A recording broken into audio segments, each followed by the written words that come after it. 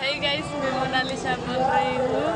अभी मिनिमल रुद्राक्ष की दुकान लगी है मेरे यूट्यूब। कई बार मशहूर होना भी जिंदगी के अंदर इतनी उलझने पैदा कर देता है कि इंसान को उससे पीछा छुड़ाना बड़ा मुश्किल हो जाता है। इतनी पब्लिक पीछे हो जाती है, तो उसकी वजह और उसके बाद में क्या परेशानी आते हैं, आज हम इस पे बात करेंगे। तो नमस्कार दोस्तों, मैं हूं संदीप बिश्नोई और आप देख रहे हैं मेरा शो जानोगे तभी तो मानोगे। दोस्तों, आजकल जो कुंभ का मेला चल रहा है और उसके अंदर बहुत से यूट्यूबर और कैमरामैन या न्यूज़ एंकर उस मेले की कवर कर रहे हैं। तो दोस्तों, उसमें क्या खास हुआ? उसमें खास ये हुआ कि उसके अंदर 3-4% उस मेले के अंदर आज बहुत ज़्यादा पब्लिसिटी के ऊपर है। लेकिन पब्लिसिटी जैसे यूट्यूबर के द्वारा पब्लिसिटी की जाती है या एंकरों द्वारा की जाती है, क्योंकि उनको टीआरपी चाहिए और उनको व्यूज़ चाहिए, तो उस चक्कर में कई बार वो ऐसा काम कर देते हैं जिसके बाद में जिस इंसान को वो फेमस कर देते हैं, उस इंसान की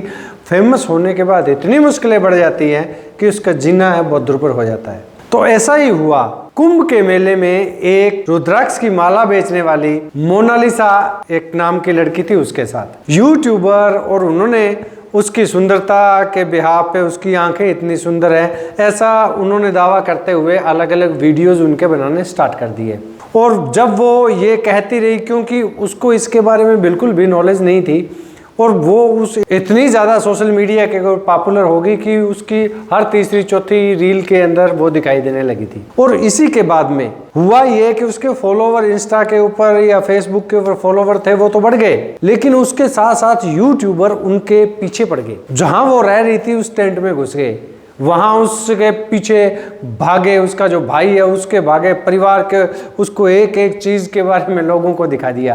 तो अब उसी के कहने के अनुसार मोनालिसा ये बात कह रही है, उस लड़की से किसी पत्रकार ने बात की तो वो कह रही है मैं तो तंग आ चुकी हूँ, क्योंकि फेक न्यूज़ बहुत ज़्यादा बन रही है कि उसको सलमान खान से ऑफर आ गया है या उससे किसी दूसरे प्रोड्यूसर से फ़ोन आ गया और उसको फिल्मों में लेना चाहते हैं। तो दोस्तों, फिल्मों में लेने के लिए सिर्फ शक्ल ही जरूरी नहीं होती, एक्टिंग भी करनी पड़ती है। लेकिन ये बात यूट्यूबर को और आम जो रूमर्स पैदा कर रहे हैं उनको कौन समझाए। और इसी तरह दूसरा है आईआईटी वाले बाबा, उनका भी बहुत ज़्यादा क्रेज़ बढ़ गया, इतने फेमस हो गए हैं जितने तो हो सकता है जो शंकराचार्य भी ना हो। तो जैसे वो फेमस हुए तो उनके पिताजी सामने आ गए, उनके माताजी सामने आ गए, उनको ऐसा दिखाया जा रहा है जैसे वो बहुत बड़े ज्ञानी या संत जो है उसकी उपाधि उन्होंने ले ली है। तो दोस्तों, ऐसा भी नहीं है। उनके जब कई बार उन पे आरोप लगे हैं, वो मानसिक रूप से परेशान है, ये है। दोस्तों, साधु या साधु के संन्यास लेना का चयन बंदे का पर्सनल मामला है। वो अपने मन से अगर वैराग उत्पन्न होता है तो उसमें कोई कुछ नहीं कर सकता। लेकिन उसके बारे में गलत और सही ये दोनों का फर्क करना बड़ा मुश्किल हो जाता है, क्योंकि उनके माता पिता है, उनका कहना कुछ है, वो कुछ कह रहा है। तो देखिए, ये एक हालातों पे डिपेंड करता है। जैसे पहले वो घर में था या कुछ नहीं था, तो ज़रूरी नहीं है पहले इंसान जो है वो उस थोड़ा सा कम समझ रखता हो तो बाद में वो समझदार नहीं बन सकता। ऐसा कोई मापदंड नहीं है। लेकिन उसको भी उन लोगों ने इतना बढ़ा चढ़ा के बता रहा है। अभी उनके रील्स, उनके द्वारा कोई भी बात बताई गई है, उसकी स्टेटस लग रहे हैं, स्टोरियाँ लग रही हैं, तो इतना भी उचित नहीं है। वो क्या करते थे, क्या नहीं करते थे, अब जिस वो अखाड़े में रह रहे हैं उनके द्वारा, एक अखाड़े के द्वारा उनको बोला गया था भी ये सही नहीं है, ये अपनी मनमानी करता है, तो उसके हिसाब से भी उसका काफ़ी वीडियोज आए। तो परेशानी, अब उनसे पूछे तो परेशानी उनकी भी बढ़ गई है।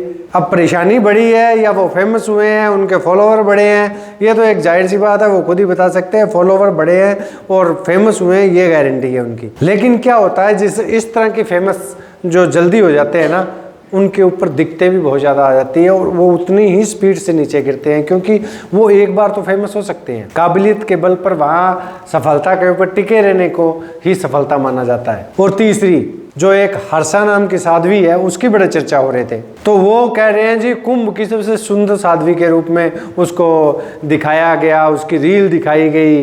फिर धीरे धीरे उसके जो अखाड़े में रहने वाले थे, जिस अखाड़े में वो रहती थी, उनके वो साधु संत सामने आ गए, उन्होंने उस पर लांछन लगाए हैं, या अब आसपास के मीडिया वालों ने उनकी पुरानी ज़िंदगी उखाड़ के ले आए, खींच के निकाल के, और वो दिखा रहे हैं पहले ये मॉडल थी, अब ये साधु ही बन गई, अब ये कर दिया उसने, वो कर दिया उसने, अपना दर्द बयां किया है भी मेरे साथ बहुत बुरा हुआ है, मुझे मेरी छवि इस तरह बिगाड़ दी गई है भी मैं अपने जीवन का, मेरे को बहुत ज़्यादा धक्का लगा है। तो जो ये फेमस हुआ है, देखिए दोस्तों कि अपना जीवन का अपना चयन है। अगर वो पहले मॉडलिंग करती थी, कुछ भी करती थी, तो ये बात कहीं भी नहीं लिखी है भी वो साध्वी नहीं बन सकती। उसके जीवन में आज का मीडिया जो डिजिटल दौर है, उसके अंदर किसी के जीवन के बारे में ताक झांक करना आसान बहुत है, लेकिन उसकी ज़िंदगी को इतनी बुरी तरह से तहस नहस कर देता है ये भी। हम लोग तो चलो 2-4 दिन रील वगैरह देख के बंद कर देंगे, लेकिन उसकी ज़िंदगी के ऊपर धब्बे लग जाते हैं। तो मेरा यूट्यूबर से भी, उनसे भी है, परमिशन लीजिए, उनको इसके फ़ायदे नुकसान बताइए, उसके बाद में अगर वो एग्री करता है फिर उसकी रील बनाइए। ऐसे ही किसी की ज़िंदगी खराब करने का हमारा कोई उद्देश्य नहीं होना चाहिए। वो अलग बात है, सफलता पट्टिकर है ना, जैसे रानू मंडल है, वो एक कच्चा बादाम वाले बाबा जी थे और एक वो ढाबा वाले बाबा जी थे, वो एकदम यूट्यूबर की नज़र में आ गए, वो बढ़ तो गए। अब जो रानू मंडल है, वो देखो हिमेश रेशमिया के साथ उन्होंने गाना गाया, गाना गा दिया, ठीक है आवाज़ है, लेकिन वो वहाँ टिक नहीं पाई, फिर उसी दलदल में वहीं चली गई। क्यों? क्योंकि उसमें काबिलियत नहीं थी। इसी तरह ही वो बाबा जो आया था कच्चा बादाम वाला, उसके साथ ही क्या हुआ, ये हुआ।